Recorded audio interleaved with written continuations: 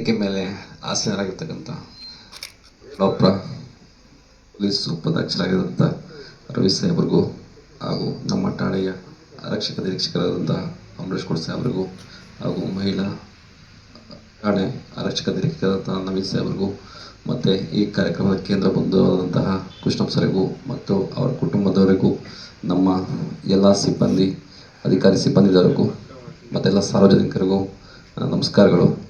ಸಾಹೇಬ್ರ ಬಗ್ಗೆ ಆಲ್ಮೋಸ್ಟ್ ಎಲ್ರಿಗೂ ಗೊತ್ತಿದೆ.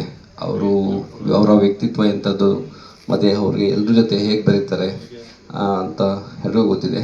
ಕಾಯಕವೇ ಕೈಲಾಸ ಅಂತೇಳಿ ಮೈಗೂಡಿಸ್ಕೊಂಡಿರ್ತಕ್ಕಂಥವ್ರು ಅವರು.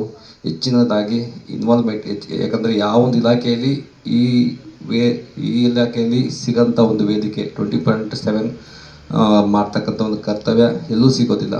ಬಟ್ ಅಂಥ ಒಂದು ಸೇವೆಯನ್ನು ಹೆಚ್ಚಿನದಾಗಿ ಸದುಪಯೋಗ ಪಡಿಸಿರ್ತಕ್ಕಂಥದ್ದು ಅಂದರೆ ನಮ್ಮ ಕೃಷ್ಣಪ್ಪ ಸರು. ಒಂದು ಇಲಾಖೆಗೆ ಮೆರುಗನ್ನು ತಂದುಕೊಟ್ಟಿದ್ದಾರೆ ಅಂತಲೂ ಬೇಕಾದ್ರೆ ಹೇಳ್ಬಹುದು ಕೆಲವೊಂದು ಭಾಗದಲ್ಲಿ. ಮತ್ತು ಸಿಬ್ಬಂದಿಗಳಿಗೆ ಮತ್ತು ಅವರ ಅಜಾತಶತ್ರು ಅಂತ ಹೇಳ್ಬೋದು. ಎಲ್ಲರೂ ಅವ್ರನ್ನ ಪ್ರೀತಿಯಿಂದ ಕಾಣ್ತಾರೆ. ಮತ್ತು ಅವ್ರನ್ನ ಕಂಡ್ರೆ ನಮಗೂ ಸಹ ಪ್ರೀತಿ, ಮತ್ತು ಎಲ್ಲರೂ ಪ್ರೀತಿಯಿಂದ ವಿಶ್ವಾಸದಿಂದ ಮಾತಾಡ್ತಾರೆ. ಮತ್ತು ಅವರು ಯಾರನ್ನ ಹಿಂಗೆ ಅವರು ತಮ್ಮ ಒಂದು ಇದರಲ್ಲಿ ಏನಂತ ಹೇಳ್ಬೋದು, ಎಲ್ಲರನ್ನ ಒಂದು ಉಳಿಸ್ಕೊಳ್ಳೋ ರೀತಿಯಲ್ಲಿ ಆಗಿರ್ಬೋದು, ಹೆಂಗೆ ಅವ್ರನ್ನ ಕರ್ತವ್ಯವನ್ನು ಮಾಡಿಸ್ಬೋದು ಆಗಿರ್ಬೋದು, ಎಲ್ಲದರಲ್ಲೂ ಸಹ ಅವರು ಪರಿಣಿತರು ಆಗಿದ್ದಾರೆ ಅಂತ ಹೇಳ್ಬೋದು. ಒಟ್ಟಿನಲ್ಲಿ ಇಲಾಖೆಯಲ್ಲಿ ಪರಿಪಕ್ವತೆ ಹೊಂದಿರತಕ್ಕಂಥ ವ್ಯಕ್ತಿ ಅಂತ ಹೇಳ್ಬೋದು. ಇವತ್ತು ಅವ್ರನ್ನ ಮಿಸ್ ಮಾಡ್ಕೊತಾ ಇದ್ವಿ.